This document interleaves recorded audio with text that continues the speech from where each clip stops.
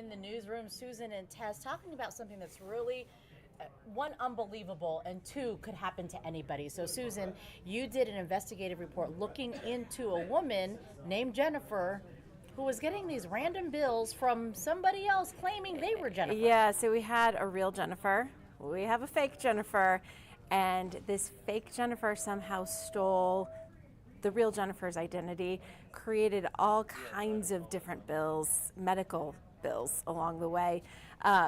It took us a while to kind of try to investigate this. We're still working to unravel it because it is just so complicated.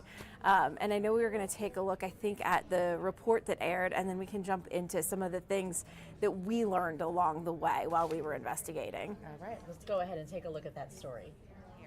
The bills are outrageous. I get a new bill every day and I just want to cry. What's the total of these bills? For just the surgery was $217,000. Another $32,000 here, $9,300 there. I'm getting bills from CT scans, bills from anesthesiologists, different doctors that she saw at the hospital. It's just overwhelming. Jennifer says she's aware of 2 ambulance rides and 4 hospital visits at Banner and Honor Health facilities. The first sign of a problem was a bill from an anesthesiologist. $2,400 for anesthesia, and I'm like, anesthesia? When did I go under anesthesia? And so I looked more into it, and all I had to do to get into it was put in my date of birth, and bam, there's the bill. The real Jennifer is a respiratory therapist at a Banner facility. Her supervisor submitted this letter to their own employer to prove the real Jennifer was on the clock when the fake Jennifer was getting medical care. I just know that I was working my butt off, and I wasn't getting screws in my legs and on fentanyl, that's for sure. Still, the paper trail and the police reports Jennifer filed weren't enough to unravel the mess. I get 2 emails from Banner saying they're going to garnish my wages for the visit at Banner Boswell ER for $150 and a $36 bill from Banner Desert. She says bills from Honor Health are still coming too. They just sent it to collections. If it sounds like a nightmare, it is. But Jennifer's not alone. It is getting easier and easier to obtain the data of a legitimate person and then create the fake identity. Eva Velasquez is the president and CEO of the Identity Theft Resource Center. When it comes to medical identity theft, it does get really tricky because we don't have a central repository for all of our medical records. So I encourage people to focus their energy on just protecting their identity on the whole. That means make sure you have unique passwords across all of your accounts. Enable multi-factor authentication to protect accounts from breaches, and protect physical documents that have personal information on them. That includes securing your mailbox. And if you are a victim of medical identity theft, keep meticulous records. The unfortunate reality is that you must resolve this directly with the entity where the fraud occurred. We know medical identity theft can be costly, but it also comes with serious health concerns. You potentially now have mixed medical records with the thief, and you could get improper care, improper diagnosis. You could also not have the ability to get necessary prescriptions filled or to get access to necessary medical equipment because the thief has already gotten those things in your name. That's what Jennifer fears the most. All her medical stuff is on file, not mine. If I was in a car accident on the way home, God forbid, and I was out of it and needed blood products, I could die because she probably doesn't have the same blood type as me. And that terrifies me. You can hear the fear in her voice. She said it is terrifying. What if she needs emergency care and she gets the wrong type of care because her medical records are now mixed up with this fake Jennifer who has stolen her identity? This is such a real concern. We know that if it could happen to her, it could happen to other people. We don't have stats to say how often this is happening. This is a subset of identity theft, but we do know that when you're talking about identity theft, it can just reach every single part of somebody's life. Sure.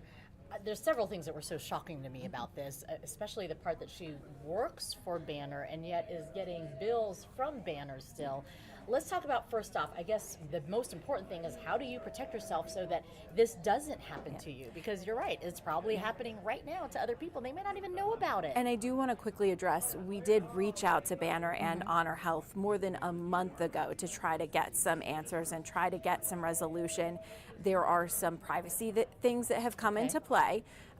She has signed off on all those privacy things, saying, please investigate, share whatever you learn with Susan, let her know. And then there are also, I think, just some, it is a giant spider web, so I think it does take a lot to unravel.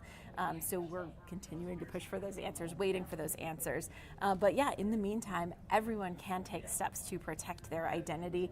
I know that there are a lot of things that it feels maybe a little bit obvious to do, but it's important to remember. So across any of your accounts, including those ones that you use to log into your doctor's office portal, make sure it's a unique password, something you are not using across all of your other different accounts. You want to enable multi-factor authentication where you can. That way, if somebody does get your credentials, they get stopped at that multi-factor place. Okay. And then you want to protect physical documents.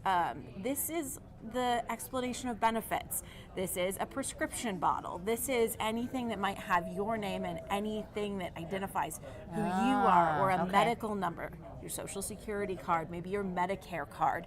All of those things can point somebody to who you are and how they can access stuff in your name. And that includes securing a mailbox, because a lot of these things come through the mail, right? Sure. And how easy would it be for a bad guy who wants to create an identity to start collecting things from you?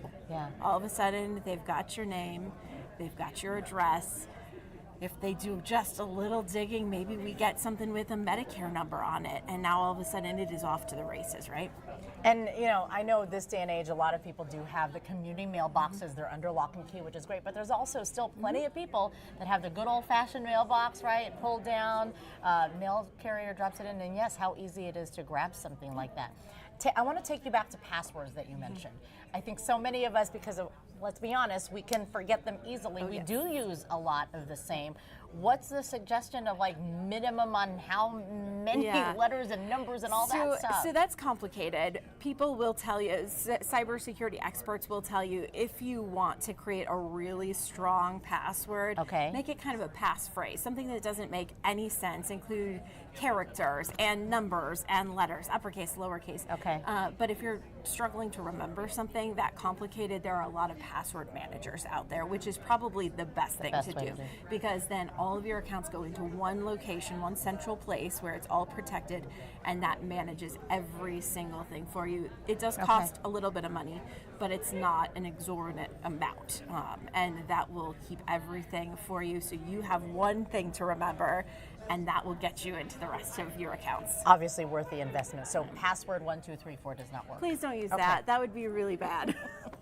All right, let's talk about what should you be looking out for in case there are signs that this could be happening to you. What's some of the telltale signs that you might be in trouble? This is interesting, because in this case, there weren't bills coming to her house. This wasn't being mailed to her. She found this in an online portal. So you are going to want to kind of search for bills for medical service that you know you haven't received. That might come in the mail, or it might be in an online portal. Maybe a debt collector contacts you. That would be a really telltale sign. You're saying, no. What is this bill from? I don't remember this. So that is going to tell you need to do a little more digging. Medical collection notices would give you the same kind of thing. It's also really important to look at that explanation of benefits. A lot of people get those in the mail and it says, this is not a bill. So you toss it to the side because you're saying, I don't have to worry about this right now. And sometimes it's words that you don't even understand, right? You don't even know what they're saying. For sure. And there are providers who work with different offices. So it may not be a doctor that you're familiar with or something like that. So a lot of people toss those to the side. Make sure you review those really carefully. That's going to help you identify if there are any things that you know, this wasn't me, or I was on vacation, or I was at work when this supposedly happened. And then there also could be, if this gets to a certain level where somebody has used your identity so much, your health plan might actually alert you that you have reached a maximum of your benefits. And if you That would get be to terrible. if you get to that point, then you know you have to start kind of trying to unravel this on your own. That takes just a ton of work, because you're going to have to try to go to different places and find out where are these medical procedures or healthcare, where is it all happening? And of course, the biggest question is, who is it happening to? Because it's not me. With On Your Side, I know you're always helping people out there who reach out with some problems.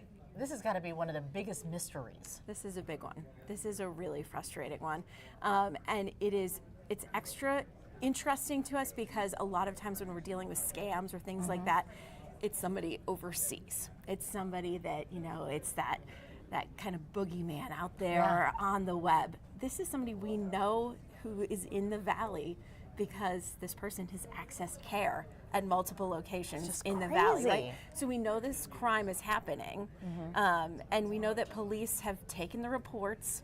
Phoenix police told us they're investigating, but no suspects. Mesa police told us that they haven't arrested anybody, no suspects at this time, and the case is inactive because that's the one that dates back a little bit farther than some of the other newer ones in this Couple of particular years ago, case. right? Yeah, and then Maricopa County Sheriff's Office, same thing. Open investigation, but no suspects, no arrests. So you're keeping in touch with Jennifer. Yes. The goal is hopefully, police are able to get to something, right? Or at the very least that some of these get pulled away and no longer being charged some of these things, especially with their own employer. Yeah, she says she's like, look, I just want to unravel this. I want to wake up to no text messages about a new bill.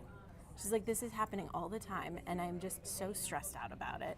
And I just want to know that I'm safe and protected if something happens to me. Yeah. And I do have to go to the hospital, and I can't advocate for myself when I get there. That let's be careful about this record that is here. Yeah, forget about all the money and of course the stolen identity. Her health isn't an issue there if she ever. Has she had to go in at all for anything and maybe was denied? Have we ever gotten to that point yet because of the outstanding bills? Fortunately she hasn't. And she has said to date, this hasn't impacted her health care. Okay, good. But that is the real fear, right? And so, yeah, she was willing to share her story, and we so appreciate her sharing her story. We want to find her answers, but we also do want to protect other people. The question did come up during this investigation: who has access to these medical records? Because they're technically not hers, right? Yeah. Like, is the bad guy allowed to have protections for private medical records? And we learned no. If this is in your name, under your name, you have the right, the ability to request all of those medical records. Okay. So you can go to any doctor's office that you work with or anything and say, I need all of my medical records. Please give me all of them. So you can evaluate them for what might be in there or is not in there. And to limit the damage from any type of medical ID theft, I know some of the other things that may seem obvious, right? Like you said, get those medical records, make sure you're reviewing them. And then what if you find problems? Like, she's reached out to police, she's reached out to some of these companies from Honor Health. Right. And what do you do when nothing's being done? You have to report them, and it's best to report it in writing and via certified mail or some way that you can prove that you have reported this. According to the FTC, they have about 30 days to respond to you to at least say, we got your complaint, we got your concern, and we're looking into it. So providers have a responsibility in this too, to help you unravel it and help make sure that those things don't land on credit reports and things like that. But it does, unfortunately, the onus, a lot of it does fall on the individual patient. Yeah, and I would think that, I'm just trying to think, I can't imagine someone else going in for all these surgeries, all these medical things, and then they have it all on footage as well, right? Because all these buildings, whether it's a hospital or whatnot, there's security cameras everywhere. You think that eventually, I know it's a huge investigation, but eventually they'd be able to find this person. And that is the hope, so we will keep you posted whenever we get any more answers to this, because we want to know too. All right, Susan, thank you so much for taking a deeper dive into the problem of medical ID theft. It is happening, obviously. We've got the story online right now. If maybe you missed the beginning of this to see the full story, just go to azfamily.com. We've got everything there, or download our AZ Family News app. Thanks. Thank you.